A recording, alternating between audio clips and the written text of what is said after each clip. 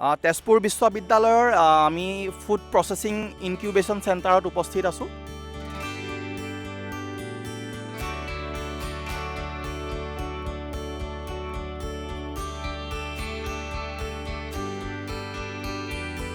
নমস্কাৰ, মই শুভম গোস্বামী। মই বৰ্তমান উপস্থিত আছোঁ তেজপুৰ বিশ্ববিদ্যালয়ৰ ফুড ইঞ্জিনিয়াৰিং এণ্ড টেকন'লজি বিভাগত। আৰু আমি ইয়াত এটা নতুনকৈ চেণ্টাৰ মুকলি কৰা হৈছে। তাত আমি কিছু বস্তু জানিবলৈ চেষ্টা কৰিম। আমি বজাৰত সততে যিবোৰ নুডলছ খাই থাকোঁ, সেই নুডলছবোৰ একচুৱেলি কেনেকৈ বনোৱা হয় বা কেনেকৈ প্ৰস্তুত কৰা হয়। আমাৰ নুডলছ সকলোৰে প্ৰিয় আৰু বহু ব্ৰেণ্ডৰ বহু নুডলছ আমি খাওঁ, কিন্তু এই নুডলছ প্ৰস্তুত কেনেকৈ কৰা হয় আচলতে সেই পদ্ধতি বা সেই যিটো প্ৰক্ৰিয়া আমি আজি জানিবলৈ চেষ্টা কৰিম। আৰু এই আপোনালোকে দেখা পাইছে ইয়াত নুডলছবোৰ বনাই ৰাখিছে, এইবোৰ আমি দেখা পাইছোঁ। কিন্তু এই নুডলছৰ যিটো প্ৰক্ৰিয়া বা ইয়াৰ প্ৰস্তুতকৰণৰ যিটো পদ্ধতি, সেই পদ্ধতি বিজ্ঞানসন্মতভাৱে কেনেকৈ ইয়াক প্ৰস্তুত কৰা হয় সেইটো আমি আজি ইয়াত জানিবলৈ চেষ্টা কৰিম। যিসকলে প্ৰস্তুত কৰে, যিসকল প্ৰস্তুতকৰণৰ সৈতে জড়িত, তেওঁলোকৰ পৰা আমি জানিবলৈ চেষ্টা কৰিম। গতিকে আহকচোন চাওঁ, তেওঁলোকে প্ৰথমৰ পৰা আমাক দেখুৱাবলৈ চেষ্টা কৰিব আৰু বুজাই দিব গোটেই প্ৰক্ৰিয়াটো কেনেধৰণে আচলতে। ইয়াত আমি বিভিন্ন মেচিন দেখা পাইছে আপোনালোকে, ইয়াত বিভিন্ন ধৰণৰ মেচিন আছে। ইয়াত তেওঁলোক প্ৰস্তুতকৰ্তাসকল আছে, তেওঁলোকে আৰম্ভণিৰে পৰা পদ্ধতিটো বা প্ৰক্ৰিয়াটো বুজাবৰ কাৰণে মই অনুৰোধ জনাইছোঁ। তেওঁলোকে প্ৰথমৰ পৰা আমাক দেখুৱাব কেনেকৈ প্ৰস্তুত কৰা হয় আচলতে এই নুডলছ। খুব ইণ্টাৰেষ্টিং এটা, মানে নুডলছ ইমান ফেভৰেট চবৰে, কিন্তু এই নুডলছ কেনেকৈ বনায় আচলতে আমি চাবলৈ চেষ্টা কৰিম। ইয়াত আপোনালোকৰ নুডলছ বনোৱা হয়, নুডলছ প্ৰস্তুত কৰা হয়। আৰু বেলেগ কিবাও হয় নেকি বাৰু? নুডলছ আমাৰ নুডল হয়, কুকিজ হয় আৰু স্পাইচি হয়। স্পাইচিও ইয়াত আমাৰ স্পাইচিও বনাওঁ ধুনীয়া। তাৰপিছত আমাৰ জুচ হয়, জুচো বনায় ইয়াতে। এইকেইটা প্ৰথমে আমি নুডলছটো জানিবলৈ চেষ্টা কৰিম, কেনেধৰণে প্ৰস্তুত কৰা হয় এই নুডলছ। অলপ পদ্ধতিটো প্ৰথমৰ পৰা যদি আমাক বুজাই দিয়ে, আমি দৰ্শকসকলে আমাৰ চাই ভাল পাব। ঠিক আছে। প্ৰথমত আমি নুডলছ ময়দাখিনি ইয়াতে আনো। ময়দা ইয়াত দিখিনি আমাৰ মিক্সাৰ মেচিনত গ্ৰাইণ্ড কৰিব ইয়াতে। এইটো মিক্সাৰ মেচিন কয়, নুডল মিক্সাৰ মেচিন। ইয়াতে আমি ময়দা দিম। আমি 1 কেজি ময়দাত 300 গ্ৰাম পানী দিওঁ। যিমান কেজি হ'ব তাৰ লগত আমি কিবা কৰি পূৰণ কৰিখিনি কিবা কৰি দিওঁ আৰু পানীটো মিক্স কৰি দিওঁ। তাৰপিছত ইয়াৰ পৰা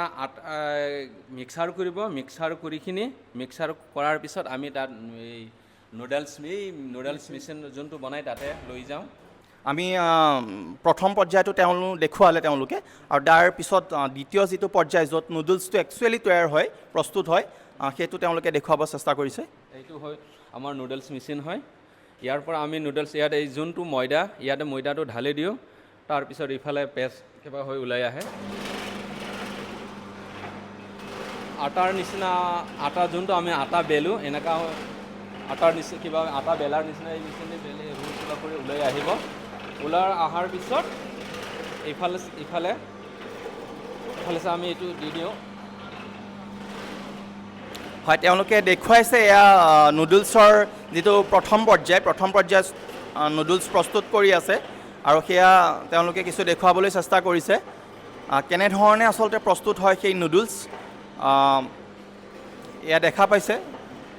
দৰ্শকে দেখিছে কেনেধৰণে প্ৰস্তুত কৰা হয় নুডলছ। আৰু এয়া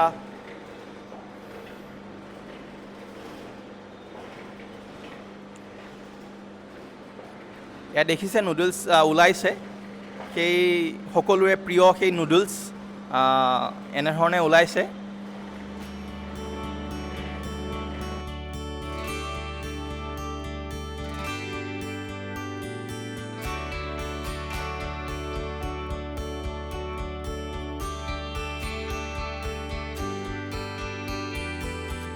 যেনেকৈ আমি চুলিটো কিবা এনেকৈ চাফা কৰোঁ নহয়, অলপমান জেং আহে, এইকেইটা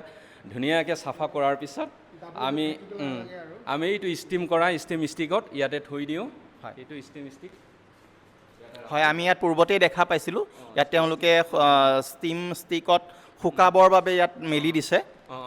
ইয়াতে থওঁ। ইয়াত থোৱাৰ পিছত আমি আকৌ এইটো উঠাই লৈ যাওঁ এই ষ্টিমাৰত আমাৰ। হয়, তেওঁলোকে এতিয়া আমাক তৃতীয় পৰ্যায়টো দেখুৱাব। নুডলছ ওলালে তাৰ পিছত কি কৰিব, ষ্টিমাৰত দিব। হয়, হয় ইয়াত দেখিবলৈ পাইছে 99 টেম্পাৰেচাৰত তেওঁলোকে সেই নুডলছটো ষ্টিম কৰিব হয় ষ্টিম হৈ উঠিব হয় 45 মিনিটছৰ ষ্ট্ৰীম হৈ উঠিব সেই নুডলছ এই প্ৰক্ৰিয়াটো দেখুৱাবলৈ আমি চেষ্টা কৰিম কেনেধৰণে আচলতে ষ্ট্ৰীমাৰত সেই নুডলছটো কেঁচাৰ পৰা বস্তুটো খাব পৰা ধৰণৰ হৈ উঠে ইয়াৰ পৰা ষ্টিম হোৱাৰ 45 মিনিট যেতিয়া ষ্টিম কৰা হ'ব তাৰপিছত ওলাইখিনি আমি ইয়াতে পেকিং কৰোঁ আৰু ষ্ট্ৰীমাৰৰ পৰা আহি ড্ৰায়াৰত আহিব আৰু ড্ৰায়াৰত কিছুমান ট্ৰে থাকে আৰু সেই ট্ৰেবোৰত নুডলছবোৰ বহোৱা হয় আৰু তাৰপিছত ষ্টিম কৰা হ'ব হয় ষ্টিম কৰাৰ পিছত আমি যেতিয়া ষ্টিম হ'ব এইটো আমি ৰোল কৰোঁ এনেকুৱা ষ্টিম কৰাৰ পিছত এনেকুৱা ৰোল কৰি ইয়াতে থৈ দিওঁ এনেকুৱা থৈ দিয়াৰ পিছত আমি এইটো ড্ৰায়াৰত ভৰাই দিওঁ ড্ৰায়াৰ আমাৰ এই ড্ৰায়াৰত ভৰাইখিনি আমি 100 টেম্পাৰেচাৰত 2 ঘণ্টা আমি কিবা কৰোঁ এইটো অন কৰি থৈ দিওঁ 2 ঘণ্টাৰ পিছত আমাৰ হৈ উঠিব 45 মিনিটছ ষ্ট্ৰীমাৰত থাকিব 45 মিনিটছ যিটো তেওঁলোকৰ নিৰ্ধাৰিত টেম্পাৰেচাৰ আছে সেই টেম্পাৰেচাৰত 45 মিনিটছ থকাৰ পিছত ষ্ট্ৰীমাৰৰ পৰা সেই নুডলছ পোনে পোনে আহে আপোনাৰ ড্ৰায়াৰলৈ আৰু ড্ৰায়াৰত কিছুমান ট্ৰে থাকে তেওঁলোকে জনাইছে আৰু সেই ট্ৰেবোৰত সেই নুডলছবোৰ ৰোল কৰি পেলাই তাত সুমুৱাই দিয়ে আৰু ড্ৰায়াৰত আপোনালোকে দেখিছে 2 ঘণ্টা ড্ৰায়াৰত থাকিব তাৰপিছত প্ৰস্তুত হৈ উঠিব নহয় জানো প্ৰস্তুত হৈ উঠিব ইয়াৰ পিছত আমি পেকিঙত লৈ যাম ইয়াৰ পিছত 2 ঘণ্টাৰ পিছত ওলাইখিনি আমি 5 মিনিটমান ঠাণ্ডা হ'ব দিওঁ ঠাণ্ডা হোৱাৰ পিছত আমি ডাইৰেক্ট পেকিং কৰোঁ আৰু হয় হয় খুব সহজতেই হৈ উঠা যেন লাগিছে আৰু মানে 2-3টা মেচিনত বস্তুটো প্ৰক্ৰিয়াটো শেষ হৈছে কিন্তু অৱশ্যে ইমানো সহজ নহয় চাগে দেখাত মেচিনৰ কাৰণে খুব সহজতেই হৈ উঠিছে আৰু অলপ কিছু খাটনি বা যিটো অলপ কষ্টৰ প্ৰয়োজন হয় বা সেই বস্তুখিনি যিটো পৰিমাণ কিমান পৰিমাণৰ বস্তু দিব লাগিব নহয় জানো তাত কেনেধৰণে সেইটো ময়দা নহয় জানো ময়দা দিও কৰিব পাৰোঁ আৰু আমি ৰেড ৰাইচ চাউল দিওঁ আৰু মিলেটৰ পাউডাৰ দি এইটো দিও কৰিব পাৰোঁ আমি 2 কেজি 3 কেজি যদি ময়দা দিওঁ 3 কেজি ময়দাত আমি 1 কেজি এই ৰেড ৰাইচৰ চাউল গুড়াটো দিখিনি তেতিয়া এনেকুৱাও মিক্স কৰি বনাব পাৰোঁ বনাই মেলি আমাৰ ষ্টিমাৰটো আমাৰ ব্ৰইলাৰ দি আৰু ঘৰুৱা হ'লে গেছ দিও কৰিব পাৰে আমি ইয়াত গেছ দি কৰোঁ এইটো গেছ আমি ইয়াত গেছ দিও কৰোঁ এইটো সহজ উপায় হয় মানে কম খৰচত হয় গেছত কৰিলে আৰু ঘৰত যদি এইটোও নাথাকে আমি কুকাৰতো কৰি ল'ব পাৰোঁ মানে ষ্ট্ৰীমাৰৰ সলনি নহয় হয় ষ্টিমাৰৰ খুব ভাল লগা মানে এটা বস্তু ষ্ট্ৰীমাৰৰ কথা যিটো কৈছে ষ্ট্ৰীমাৰৰ সলনি তেওঁলোকে কেতিয়াবা গেছ ইউজ কৰে আমাৰ যিটো ৰন্ধন গেছৰ চিলিণ্ডাৰ আৰু ৰন্ধন গেছৰ সেই গেছ ব্যৱহাৰ কৰি তেওঁলোকে কম খৰচত কৰিব পাৰোঁ বুলি কৈছে নহয় জানো কম খৰচত বা আৰু যদি মানে গেছো যদি নাথাকে তেতিয়া হয়তো কুকাৰত নহয় জানো কুকাৰত আপুনি খুব সহজতেই প্ৰস্তুত কৰিব পাৰে আৰু দেখিলে কেনেধৰণে ইমান সহজতে প্ৰস্তুত হৈ উঠিছে আৰু পৰিমাণটো তেওঁলোকে জনাই দিলে আৰু কৈছে যে মিলেটৰ ৰেড ৰাইচ দি হয় আৰু আপোনাৰ ময়দাৰেও হয় হয় হয় ড্ৰায়াৰ যদি নাথাকে আমি ৰ'দতো শুকাইখিনি কৰিব পাৰোঁ ষ্টিম কৰাৰ পিছত 4 ঘণ্টা 5 ঘণ্টামান লাগে যদি ৰ'দত শুকাই ভাল হ'লে ৰ'দ দিলে ৰ'দতো শুকাব পাৰে আৰু যাৰ যদি গাঁৱত কাৰোবাৰ এনেকুৱা এইটো মেচিনটো কিনিব নোৱাৰোঁ আমি ঘৰুৱা অলপ চলপ কৰিবৰ কাৰণে ৰ'দত শুকাইও কৰিব পাৰোঁ আমি মানে এইটো ঘৰতো প্ৰস্তুত কৰিব পাৰি নহয় জানো মানে সেই পদ্ধতিবোৰ যদি বুজি পোৱা যায় বা জানিলে প্ৰক্ৰিয়াটো আমি ঘৰতো খুব সহজেই চাগে মানে প্ৰতিটো মেচিনৰ এটা বিকল্প আছে নহয় জানো মানে তেওঁ কৈছে যে যদি ড্ৰায়াৰ নাথাকে আপোনালোকৰ ঘৰত যদি ড্ৰায়াৰ নাই কাৰণ এই মেচিনবোৰ অত্যন্ত ব্যয়বহুল খুব খৰচী গতিকে যিসকলৰ ড্ৰায়াৰ কিনাৰ ক্ষমতা নাই তেওঁলোকে ৰ'দত শুকুৱাইও প্ৰস্তুত কৰিব পাৰে নহয় জানো ৰ'দত শুকুৱাইও সেই ড্ৰায়াৰৰ মেচিনৰ কামটো ৰ'দত শুকুৱাই কৰিব পাৰে ষ্ট্ৰীম হ'ব তাৰপিছত ড্ৰায়াৰ হ'ব তাৰপিছত তেওঁলোকে 2 ঘণ্টা ড্ৰায়াৰৰ মেচিনত ৰাখে কিন্তু ৰ'দত হ'লে বেছি সময় লাগিব নহয় জানো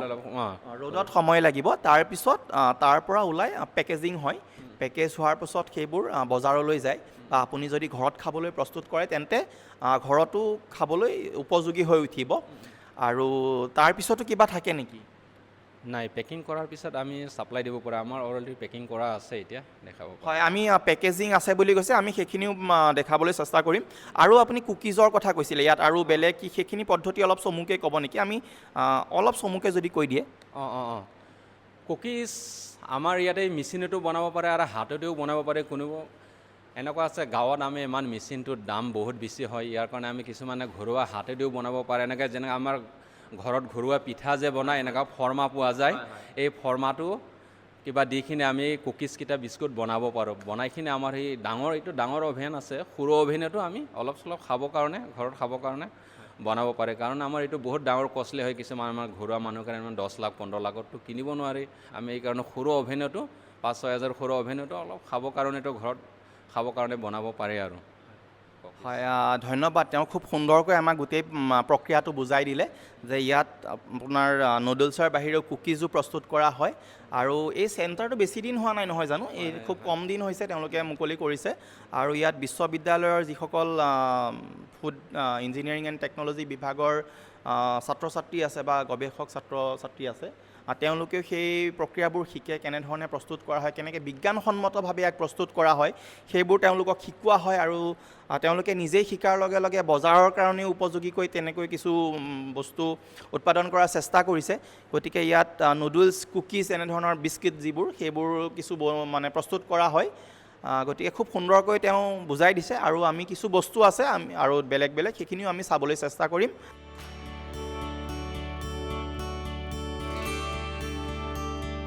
এইবোৰ দেখা পাইছে নুডলছবোৰ পেকেজিং কৰি ৰখা হৈছে ইয়াত যথেষ্ট পেকেট আছে খোৱাৰ উপযোগী হৈ উঠাৰ পাছত যেতিয়া বজাৰলৈ ওলাই যায় এনেধৰণে পেকেটত ৰখা হয় এইবোৰ দেখিবলৈ পাইছে আপোনালোকে আৰু আমি তেওঁ কুকিজৰ কথা উল্লেখ কৰিছিলে কুকিজ আমি এইবোৰ দেখা পাইছে কুকিজ বিস্কিট অৰ্থাৎ এনেধৰণে এইবোৰ তেওঁলোকে প্ৰস্তুত কৰিছে আৰু ইয়াতেই প্ৰস্তুত হৈছে নহয়নে ইয়াতে প্ৰস্তুত হৈছে এইটো ইয়াতে আমি চেল কৰোঁ এইখিনিতে চেল মেচিন আছে হয় ইয়াতে চেল কৰি পেকিং কৰি ফাইনেলি হোৱা নাই লেবেল লগাবলৈ বাকী আছে আমি যোনটো কাৰণ নতুনকৈ আৰম্ভ হৈছে যিহেতু এই কেন্দ্ৰটো অৰ্থাৎ আত্মনিৰ্ভৰ হৈ উঠিছে তেজপুৰ বিশ্ববিদ্যালয় আত্মনিৰ্ভৰ তেজপুৰ বিশ্ববিদ্যালয়ে খাদ্যৰ প্ৰস্তুতৰ ক্ষেত্ৰত বিভিন্ন ধৰণে চেষ্টা কৰিছে বিস্কিট হওক নুডলছ হওক তেওঁলোকে নিজাকৈ উৎপাদন কৰিছে কাৰণ এইবোৰ ছাত্ৰ ছাত্ৰীৰ মাজতো প্ৰিয় বা খাই ভাল পায় সকলোৰে প্ৰিয় বুলি ক'লেও ভুল নহয় আৰু এই খাদ্যসমূহ তেজপুৰ বিশ্ববিদ্যালয়ে নিজাকৈ প্ৰস্তুত কৰি উলিয়াইছে আৰু শেহতীয়াকৈ এই কেন্দ্ৰটো মুকলি কৰা হৈছে আৰু ইয়াত এই বস্তুবোৰ প্ৰস্তুত কৰিছে উপলভ্য কৰিছে বিক্ৰীৰ বাবে আৰু এই বিস্কিট প্ৰস্তুত হৈছে ইয়াত দেখিবলৈ পাইছে আপোনালোকে বিস্কিট এই বিস্কিটবোৰ ইয়াতেই বনাইছে ইয়াতে খুব সুন্দৰকৈ প্ৰস্তুত কৰিছে আৰু পেকেজিঙৰো তেওঁলোকৰ ব্যৱস্থা আছে আৰু এইবোৰ কিছুদিনৰ পিছত হয়তো খুব সুন্দৰকৈ লেবেলিং হ'ব আৰু বজাৰত বিক্ৰীৰ বাবে যথেষ্ট পৰিমাণে ওলাই যাব